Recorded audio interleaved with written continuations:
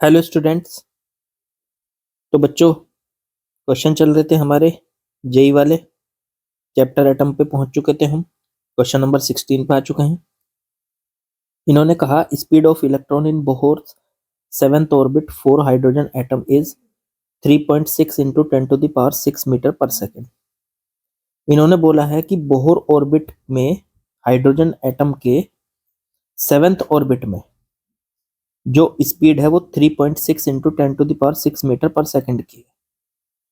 मतलब इन्होंने, अब हमें पहले एक बात पता होनी चाहिए कि जब बोहर ऑर्बिट में स्पीड होती है किसी भी nth ऑर्बिट के अंदर, वो z/n के प्रोपोर्शनल होती है।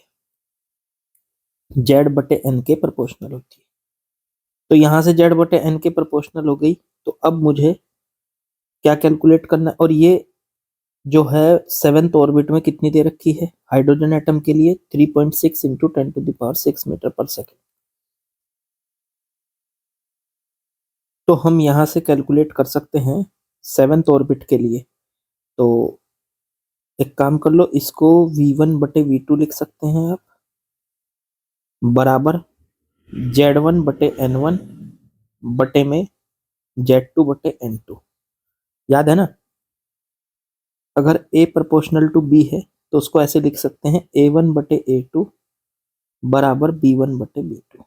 तो ऐसे इसको लिख लिया v1/v2, तो z1/n1 z2/n2 ये ऊपर चला जाएगा। तो v1/v2 बराबर z1n2 बटे में z2n1। अब यहां से इसको सॉल्व कर लो। v1 की वैल्यू दे रखी है सेवेंथ ऑर्बिट में, और z की वैल्यू क्या रखूं? हाइड्रोजन एटम है, तो एक काम करो, हाइड्रोजन एटम है तो फिर तो हम एक काम कर सकते हैं, z तो सेम ही होगा, z1 और z2 दोनों वन ही होंगे क्योंकि हाइड्रोजन एटम है। तो z1 z2 की जगह तो वन ही रख दो बस यहाँ पे सीधे सीधे। तो v1/v2 बराबर z1 की जगह वन रख दिया तो n2 बचा ऊपर, और z2 की जगह भी वन रख दिया तो n1 बचा नीचे। ये फॉर्मूला आ गया। ठीक है। अब यहां से v1 की वैल्यू सेवेंथ ऑर्बिट में, तो जब n1 की वैल्यू 7 है तो v1 की value 3.6 into 10⁻⁶ metre per second है। अब थर्ड ऑर्बिट में निकालनी है, तो n2 की वैल्यू अगर 3 होगी तो v2 की वैल्यू निकालनी है। इसको कैलकुलेट करने के लिए सिंपल फॉर्मूले के अंदर रख लो। v1 की जगह तो 3.6 इंटू 10⁻⁶ बटे v2 की जगह v2 तो निकालना है, n2 की वैल्यू 3 और बटे में n1 की वैल्यू 7। इसकी इधर मल्टीप्लाई कर लो तो v2 की वैल्यू आ गई 7 इंटू में 3.6 इंटू 10⁻⁶ और बटे में 3 से इसको कट कर लो। 3 से जब इसको कट करोगे तो ये 1.2 आ जाएगा, और ये हो जाएगा 8.1.2 इंटू 7, तो 8.4 इंटू 10⁻⁶ मीटर पर सेकेंड। ये आ गया आपका answer 8.4 into 10⁻⁶ metre per second, option number D. ठीक है। तो हाइड्रोजन एटम की वजह से तो z1 z2 की वैल्यू 1 रख दी। ठीक है। और n1 n2 number of orbitals थे, तो सेवेंथ ऑर्बिट में देखो दी थी स्पीड, और थर्ड ऑर्बिट में स्पीड कैलकुलेट करनी थी। बिल्कुल आसान सा सवाल था। चलो आगे बढ़ते हैं, अगले क्वेश्चन पे चलते हैं। चलिए बच्चों, नेक्स्ट क्वेश्चन पे आते हैं, क्वेश्चन नंबर 17। इसमें कहा है the wavelength of radiation emitted is lambda naught when electron jumps from second excited state. आपको याद होगा सेकंड एक्साइटेड स्टेट का मतलब होता है n=3, और वो जंप कर रहा है सेकंड एक्साइटेड स्टेट से फर्स्ट एक्साइटेड स्टेट में। तो फर्स्ट एक्साइटेड स्टेट होती है n=2। तो जब इलेक्ट्रॉन सेकंड एक्साइटेड स्टेट मतलब थर्ड ऑर्बिट से सेकंड ऑर्बिट में जंप करता है, सेकंड ऑर्बिट में जंप करता है, सेकंड ऑर्बिट को क्या बोलते हैं? फर्स्ट एक्साइटेड स्टेट में जंप करता है, तो वो एक फोटोन को रिलीज करता है, एक फोटोन को रिलीज करता है। जिसका लैम्डा आप निकाल सकते हैं इस फॉर्मूले से, 1/λ R is equal to R Z square और 1/n1² माइनस 1/n2²। ये हो गया। तो अब यहां से इस लैम्डा की वैल्यू दे रखी है लैम्डा नॉट, जो इसके अंदर से फोटोन निकला। ठीक है, अब आर, आर को तो जो का तू लिख लो। अब जेड की वैल्यू, हाइड्रोजन एटम दे रखा है तो 1 रख दो। देखो हाइड्रोजन एटम दे रखा है, 1/n1, तो n1 को लिखो 1/2 ये n1 का काम करेगा और ये n2 का काम करेगा 3। n1 की वैल्यू 2, n2 की वैल्यू 3, तो माइनस में 1/3 तो ये आ गया 1/λ0 आर इंटू 1/4 माइनस 1/9। ये आ चुका है आपका। ठीक है, इसको इक्वेशन फर्स्ट कह सकते हो। ये पहले सॉल्व कर लो और थोड़ा सा। आर, इसका एलसीएम ले लो तो ये आ जाएगा 9 माइनस 4/36। तो ये आ गया 1/λ0 बराबर, ऊपर बचता है 5r/36, या लैम्डा नॉट की वैल्यू आ गई 36/5r। ठीक है, तो ये वैल्यू यहां से निकल आई। इसकी कहीं जरूरत पड़ेगी तो यूज कर लेंगे। अब इन्होंने कहा if the electron jumps from third excited state to second orbit, third excited state तो हो गई 4। पहले में तो देखो इन्होंने बोला था electron jumps from second excited state to first excited state. ठीक है, अब दूसरी बार में बोला है jumps from third excited state. भाई साहब, थर्ड एक्साइटेड स्टेट तो n इज इक्वल टू 4 हो गया ना, और उससे सेकंड ऑर्बिट में जंप लगा रहा, तो n इज इक्वल टू 4 से इस बार जंप लगा रहा है n इज इक्वल टू 2 में। यही बोला ना, देखो फिर से पढ़ लो। If the electron jumps from third excited state to second orbit. ठीक है, ओके। तो इस बार रेडिएशन जो एमिट हुआ उसकी वेवलेंथ दे रखी है 20/x इंटू लैम्डा नॉट। तो x की वैल्यू पूछी है, तो कुछ नहीं, इसमें जो लैम्डा निकलेगा उसको निकालने के लिए आपको फॉर्मूला फिर से वही लगाना है, 1/λ बराबर आर, जेड की वैल्यू तो 1 ही हो जाएगी, बटे 1/2² माइनस 1/4²। इसको सॉल्व कर लो तो r इंटू 1/4 माइनस 1/16, तो r इंटू में इसका एलसीएम ले लिया 16, 4 से डिवाइड करो तो 4 माइनस 16 से करो तो 1, ये आ जाएगा 3r/16। ठीक है, ये 1/λ की वैल्यू आ गई। अब यहाँ से लैम्डा कैलकुलेट कर लो तो ये आ गया 16/3r। अब लैम्डा इन्होंने कितना दिया हुआ है, ये दिया हुआ है 20/x into lambda naught.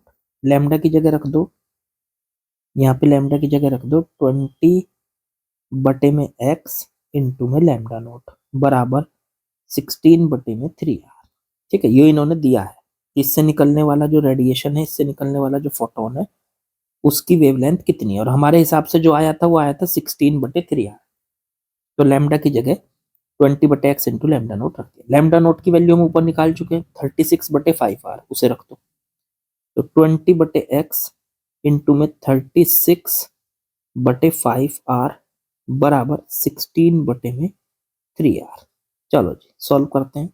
r से r कट गया, 5 से इसको काट लो 4, और ये क्रॉस मल्टीप्लाई कर लो इसकी x की वैल्यू, तो ये ऊपर बचा 4 इंटू में 36/x बराबर 16/3, क्रॉस मल्टीप्लाई, ये आ चुका है x बराबर 4 इंटू में 36 इंटू में 3 और बटे में 16।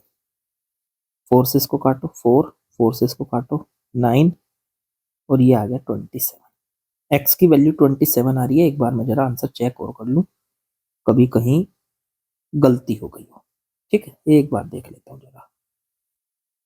आंसर एकदम करेक्ट है हमारा। ठीक है, चलो अगले क्वेश्चन पे बढ़ते हैं। चलिए बच्चों नेक्स्ट क्वेश्चन में आते हैं, क्या दिया है इन्होंने समझते हैं। The energy level of an atom is shown in figure, which of this transition will result in emission of photon of wavelength. अच्छा ठीक है, देखो ये 4 तरीके के ट्रांजिशन दिए हैं, मतलब 1 से 2 में आ रहा है तो मान लो लैम्डा 1 का फोटोन निकाल के आ रहा है। बी से 1 से 3 में आ रहा है, बी वाली लाइन जो है ये, मान लो लैम्डा 2 का फोटोन निकाल के आ रहा है। और 2 से 3 में आ रहा है तो लैम्डा 3 का फोटोन निकाल के आ रहा है। और 1 से 4 में आ रहा है सीधे तो लैम्डा 4 का फोटोन निकाल के आ रहा है। तो इन चारों में से ये बताना है कि फोटोन की वेवलेंथ कौन से वाले ट्रांजिशन में फोटोन 124.1 नैनोमीटर का निकल रहा है। मतलब सीधी सी बात बताऊं तो लैम्डा 1, लैम्डा 2, लैम्डा 3 और लैम्डा 4 की वैल्यू निकालो और ये चेक करो कि कौन सा वाला लैम्डा 124.1 नैनोमीटर आएगा। तो एक एक करके सबको देखना पड़ेगा आपको।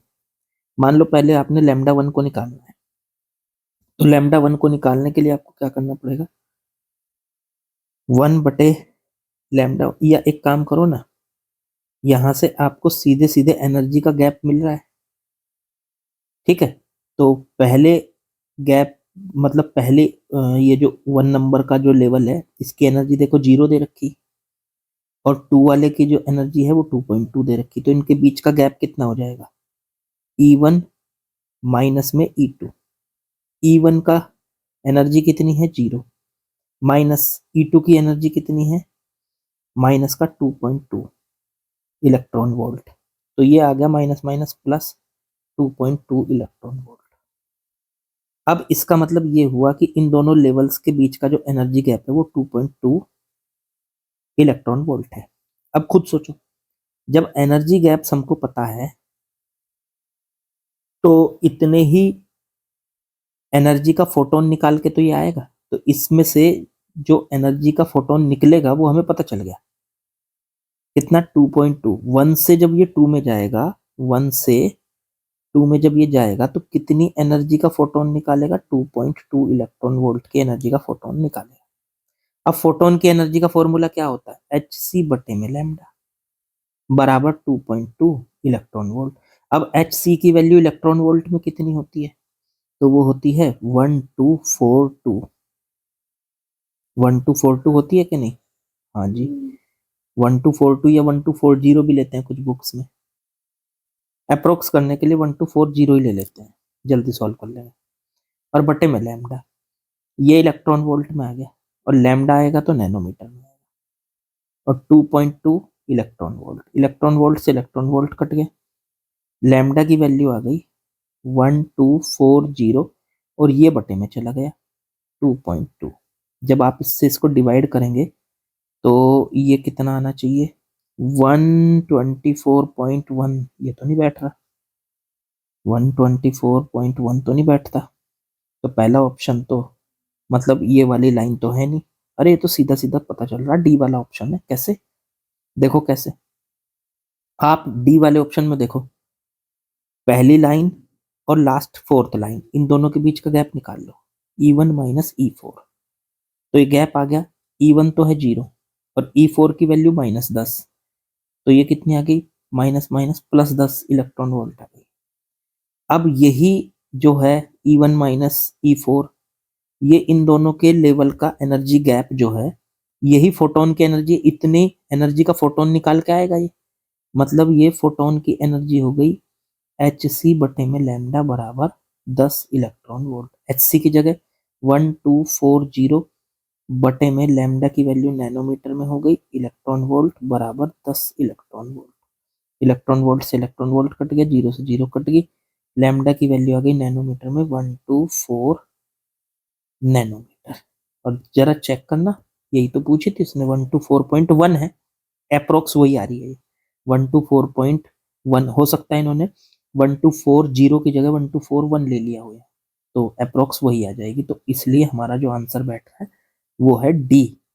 डी का मतलब हुआ 1 से लेके सीधे 4 में आना, तो डी कौन से ऑप्शन में है, डी में ही है, ऑप्शन नंबर डी। ठीक है, तो बस एक इस तरीके का सवाल था जिसमें हमें अलग अलग वैल्यूज को रख के देखना पड़ता कि कौन सी ट्रांजिशन में वेवलेंथ 1 to 4.1 नैनोमीटर बैठ रही है। हर एक को निकालोगे आप, मुझे तो सीधे सीधे इसलिए लग गया क्योंकि ये 10 के इक्वल दे रखा था, मैंने सोचा जब ये 10 से कटेगा तो 1 to 4 आ जाएगा, और वही उसके करीब दे रखा है इन्होंने, इसलिए सीधा पता चल गया।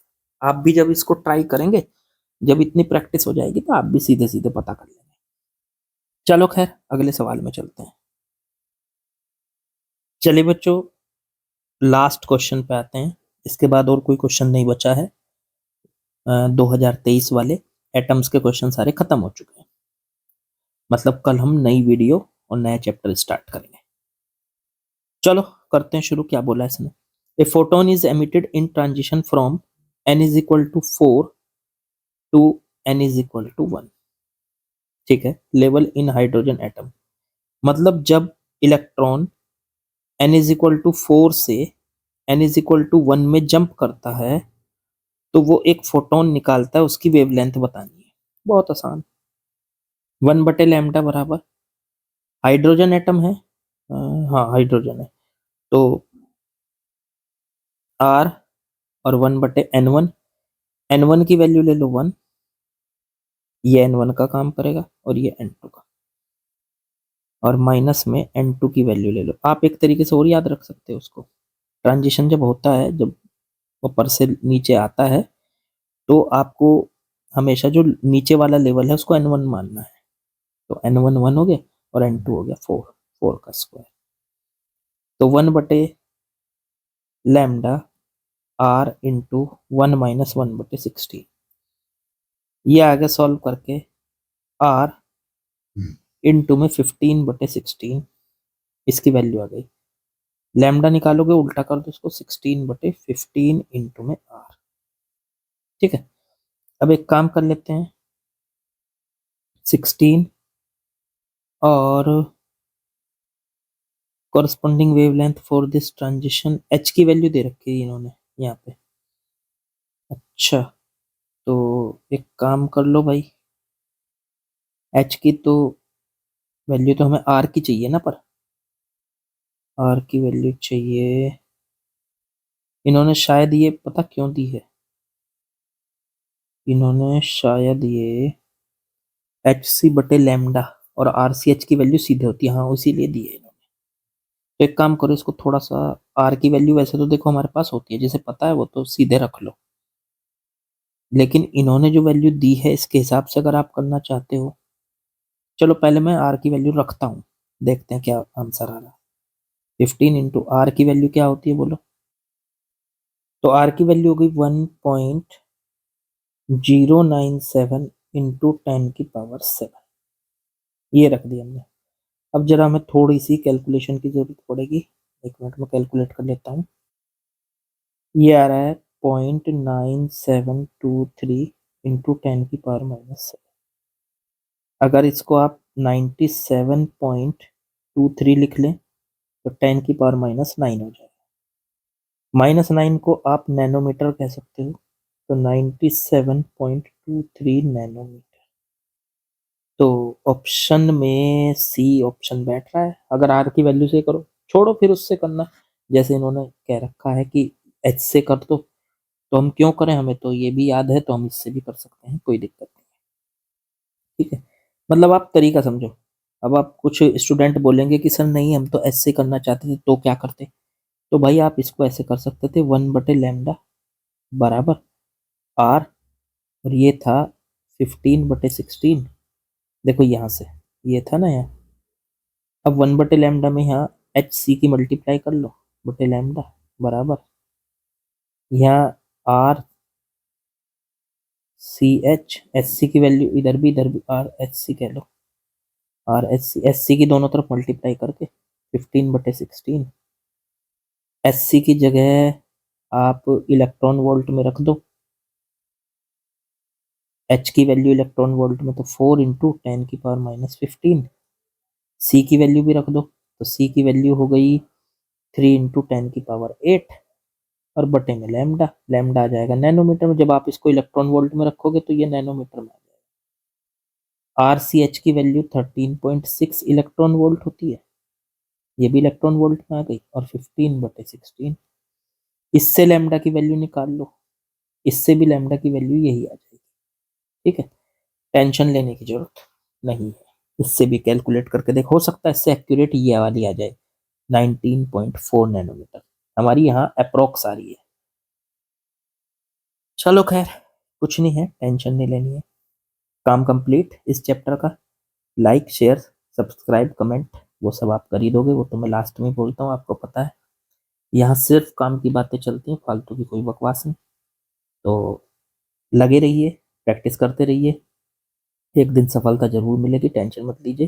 जिसको डॉक्टर बनना है वो डॉक्टर बनेगा, जिसको इंजीनियर बनना है इंजीनियर बनेगा, और जो और कहीं पे भी सिलेक्ट होना चाहते हैं और यहाँ पे वो प्रैक्टिस कर रहे हैं, तो आप सभी को सफलता जरूर मिलेगी। चलिए बच्चों, कल मिलेंगे।